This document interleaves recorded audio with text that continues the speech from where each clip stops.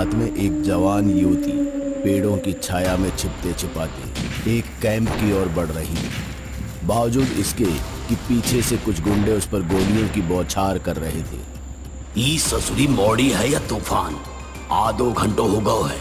ई साली को मार गिरानो होगो, नहीं तो जे शास्त्री को मारेगी और सरदार हमऊ को। इस गहमा गहमी के माहौल में अचानक एक गोली उस युवती के कंधे पर जा लगी और वो लड़खड़ा कर एक मिट्टी से भरे गड्ढे में जा गिरी। उठो शिवन्या, तुम्हें पंडित शास्त्री तक हर हाल में पहुंचना होगा। वही तुम्हारी आखिरी उम्मीद है। नागिन। चेडिप का खून चाटने के बाद अपने इंसानी अवतार में आई ये लड़की लड़खड़ाते हुए बाहर रोशनी की ओर जाने लगी। मगर एक उम्र सांप की तरह गुजारने के बाद भला एक इंसानी नागिन खुद को कैसे इतनी जल्दी ढाल पाती, जिसके चलते वो 2 कदम लड़खड़ाई और जमीन पर गिर अपने होश खोने लगी। पर इससे पहले कि उसकी आंखें पूरी तरह बंद होती, उसे अपने सामने एक बेहद खूबसूरत सुंदरी आती दिखाई दी, जिसका रंग सोने सा चमकदार और वस्त्र किसी साफ झरने के जल की तरह हल्के नीले रंग के थे। मैं कहाँ हूँ? आप कौन हैं देवी? और ये मेरा... तुम्हारा नाम शिवन्या है, शेष नाग वंश की उत्तराधिकारी, और मैं तुम्हारी कुल माता नीलवंती यक्षिणी। मैं जानती हूँ तुम्हारे मन में कई सवाल हैं, पर उससे पहले औषधि पी लो। तुम्हारा इंसानी रूप दुर्बल है। ये शिवान्या की समझ से परे था, पर अपनी कुल माता को मना करने का सवाल ही पैदा नहीं होता, जिसके चलते शिवान्या ने अपने पास पड़े कटोरे को एक घूंट में पी डाला और इसी के साथ नीलवंती ने शुरू की शेष नाग वंश की गाथा। आज से करीब 300 साल पहले जब नीलवंती यक्षिणी अपना ग्रंथ लिख रही थी, तो शेष नाग के सांप उसके चारों तरफ एक सुरक्षा का कवच बनाए रखते थे।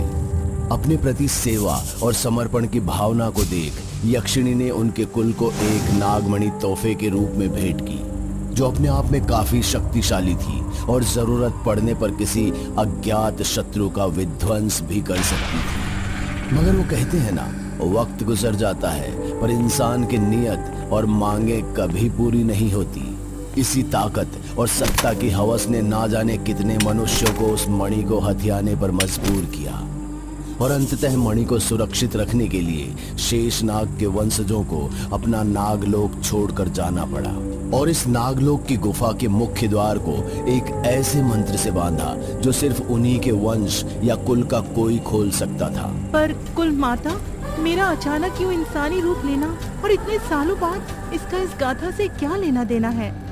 सालों पहले एक भविष्यवाणी हुई थी कि जब नाग मणि पर खतरा उमड़ेगा तो उसका सामना करने के लिए एक नागिन जन्म लेगी, और मैं तुम्हारी कुल माता तुम्हें वही रास्ता दिखाने के लिए आई हूँ। कुल माता, ये कार्य मेरे लिए असंभव है। आप तो मेरी अवस्था जानती हैं। सोचिए, आपकी औषधि ना मिली होती तो मैं, और मुझे तो मेरी शक्तियों का भी ज्ञान नहीं है। भला मेरी जैसी कमजोर नागिन शत्रु का सामना इस अवस्था में कैसे करेगी? शिवन्या, अपनी कुल माता पर विश्वास रखो, और बात रही शत्रुओं पर विजय प्राप्त करने की, तो तुम्हारे पुरखों का ये नागास्त्र हमेशा तुम्हारी सेवा में रहेगा। अपने कुल को याद करना और इसे हाथ में धारण करना। मेरा जी बहुत घबरा रहा है। क्या मैं अकेले में ये सब? अपनी कुल माता पर भरोसा रखो। हर अंधकार की राह में मैं सूर्य की किरणों की तरह तुम्हें राह दिखाती रहूंगी। अरे ये तुम्हारा कर्म है, तुम्हें स्वयं करना होगा। बताइए माँ नीलवंती, क्या आदेश है मेरे लिए? यहाँ 5 कोस दूर दक्षिण में एक कबीला है, जहाँ कुछ डाकुओं ने एक बूढ़े शास्त्री को बंधक बना रखा है। तुम्हें उन्हें आजाद करना होगा, क्योंकि नागलोक की राह तुम्हें वही दिखा पाएंगे। याद रखना, वही तुम्हारी आखिरी उम्मीद है। नीलवंती की आज्ञा और आशीर्वाद लेकर नागिन जंगल की ओर अग्रसर हुई, और अपने सांप के रूप में रेंगते हुए जंगल की समतल जमीन, झाड़ियों और आड़े तिरछे रास्तों से गुजरने के बाद शिवान्या आखिर उस कबीले में पहुंच जाती है जहां उसे शास्त्री की जान बचानी थी। शिवान्या ने अपने रूप में तब्दीली की और पेड़ की ओट में छुपकर सही मौके की राह तकने लगी। शिवान्या को जैसे ही 3 बागी बंदूकों से लैस अपनी ओर आते दिखाई दिए, बिना देर किए शिवान्या उन पर कूद पड़ी और अपने नुकीले दांतों से उन्हें ऐसे डसा कि दोनों बागियों के शरीर ठंडे और नीले पड़ गए। तीसरे बागी ने कमर से अपनी रिवॉल्वर निकालकर शिवान्या पर अंधाधुंध गोलियां चलानी शुरू कर दी। शिवान्या गोलियों से बचते बचाते एक कैंप की ओर अग्रसर होने लगी, जहां उसे उम्मीद थी कि इन गुंडों ने उस शास्त्री को बंदी बना रखा होगा। इस गहमा गहमी के माहौल में अचानक एक गोली शिवान्या के कंधे में जा लगी और वो लड़खड़ाकर एक मिट्टी से भरे गड्ढे में जा गिरी। उठो शिवान्या, तुम्हें पंडित शास्त्री तक हर हाल में पहुंचना होगा, वही तुम्हारी आखिरी उम्मीद है। सब लोगन देख लो, इस साली मौड़ी हमार गिरोह को खत्म करेगी। बागी मान सिंह है हमारा नाम। छोड़ दे इस लड़की को, राजपूत तो औरत की इज्जत बचाते हैं और तू तुझे घनी चिंता हो रही है मौड़ी की, है दत्ता? हाँ, चल तू मणि को पतो दे दे तो मैं इस मौड़ी को। पर कप्तान, मौड़ी तो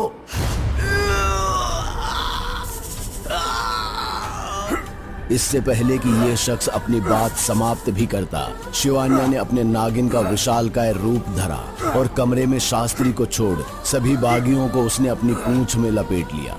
हालांकि उसके शरीर का ऊपरी भाग अभी भी मानव के रूप में था, लेकिन उसकी आंखों में गुस्से का ज्वालामुखी भभक रहा था। उसने सभी डाकुओं को अपनी पूंछ से लपेट किसी अखरोट की तरह मसल दिया और मान सिंह को जिंदा निगल गए। बाबा, आप ठीक तो है ना? मैं कुछ कहने की जरूरत नहीं है बिटिया। मैं कई बरसों से तुम्हारी बाट जोता रहा कि तुम एक दिन जरूर आओगी और देखो नियति का खेल। मैं तुम्हें एक मंत्र दूंगा जो तुम्हें सीधा पिशाचों की गली के सामने ला खड़ा करेगा। अगर तुमने पिशाचों की गली पार कर ली तो उस नागमणि तक पहुंचने से तुम्हें कोई नहीं रोक पाएगा। बस एक बात का ख्याल रखना। कौन सी बात बाबा? नागलोक का द्वार रक्त की बलि मांगता है। इसी चेतावनी के साथ शास्त्री ने शिवान्या के कान में एक मंत्र बुदबुदाया और किनारे पड़ी अपनी एक पुस्तक ले कहीं दूर जंगल में चल दिया। शिवान्या ने अपनी आंखें बंद की और हाथ जोड़ उस मंत्र को कई बार बुदबुदाया और आखिरकार वो गायब हो एक ऐसी गली में पहुंच गई जिसकी दोनों तरफ झाड़ियां थी और झाड़ियों के उस पार था एक बड़ा काला द्वार जो धुंध के बादलों के पीछे छुपा था। शिवान्या ने जैसे ही गली में अपना कदम रखा, उसे किसी के रोने की आवाज सुनाई दी जो हर बीतते पल के साथ कभी हंसी तो कभी चिल्लाने में बदलती रहती। शिवान्या के लिए ये किसी दुविधा से कम नहीं था। जब उसने देखा कि उसकी कमर और बाजुओं पर कई काली जोक चिपक चुकी थी और उसके सामने 2 कंकाल पड़े थे जिन्होंने उसी की तरह वस्त्र पहने हुए थे, शिवान्या ने अपना रूप बदलकर भागने का मन बनाया, पर अफसोस कि अब वो रूप नहीं बदल सकती थी। उसने अपनी आंखें बंद की और खुद को इन हालातों के हवाले करते हुए कहा, कुलमाता नीलवंती, राह दिखाएं। शिवान्या के इतना कहते ही आसमान से एक सफेद रोशनी उस पर पड़ी और देखते ही देखते उसके शरीर के सारे जोक उतर गए। मगर सबसे ताज्जुब की बात तो ये थी कि जोक के उतरने के बाद उसके शरीर से खून का एक कतरा भी नहीं टपक रहा था। शिवान्या और नागलोक के द्वार के बीच का फासला था तो बस वो कोहरे की चादर जो किसी नए खतरे का संकेत हो सकता था। शिवान्या ने एक मंत्र बुदबुदाया और अपने हाथों में नागास्त्र को धारण कर लिया और सावधानी पूर्वक आगे बढ़ने लगी। शिवान्या को एक पल के लिए महसूस हुआ कि शायद कोई उसके आगे खड़ा है, पर ज्यादा जोखिम ना लेते हुए उसने नागास्त्र का स्मरण किया और अंदाजे से नागास्त्र से वार किया जो किसी जीव को ऐसे लगा कि वो बेतहाशा चीखने लगा। उसके पास जाकर देखा तो पाया कि इस पिशाच का सर किसी भेड़िए के सर जैसा था और बाकी शरीर किसी मानव जैसा।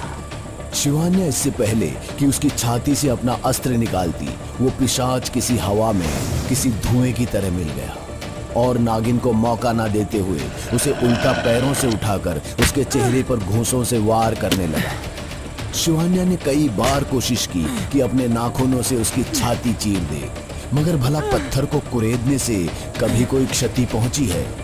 अपनी विजय को नजदीक और शिवान्या को बदहाल होता देख वो अंधविश्वास जोर जोर से हंसने लगा। शिवान्या को जिस मौके की तलाश थी आखिर वो उसे मिल गया। उसने देर ना करते हुए सांप का रूप धारण किया और पिशाच के मुंह में जा घुसी और वो पिशाच अब दर्द से छटपटाने लगा और देखते ही देखते बेहद खूंखार तरीके से उसकी मौत हो गई। बस अब नागलोक के द्वार और मेरे बीच कोई नहीं आ सकता। शिवान्या कई ठोकरों और चुनौतियों का सामना करने के बाद आखिरकार जब अपनी मंजिल के सामने पहुंची तो उसे यकीन ही नहीं हो रहा था कि एक नागिन जिसे अचानक से अपनी शक्तियां मिल गई थी और जो कुछ समय पहले तक अपने दोनों पैरों पर ठीक से खड़ी भी नहीं हो पा रही थी, बागियों और पिशाचों को हरा अपने पूर्वजों की उस धरोहर के सामने खड़ी थी जिसे उन्होंने वर्षों पहले त्याग दिया था। मगर नागिन की कहानी इतनी आसानी से समाप्त हो जाए, भला ऐसे कैसे हो सकता है? ओह सॉरी, मैंने परेशान तो नहीं किया? अगर सदमे से बाहर आ जाओ तो ये द्वार खोल देना। कौन है ये अनजान औरत जिसे नागमणि हासिल करने की इतनी तलब है? क्या ये औरत बनेगी शिवान्या की राह में एक और रोड़ा? क्या नागिन एक बार फिर नागलोक को बचा पाएगी? जान जाएंगे आप इन सभी सवालों के जवाब। बस देखते रहिए नई एक्सक्लूसिव सीरीज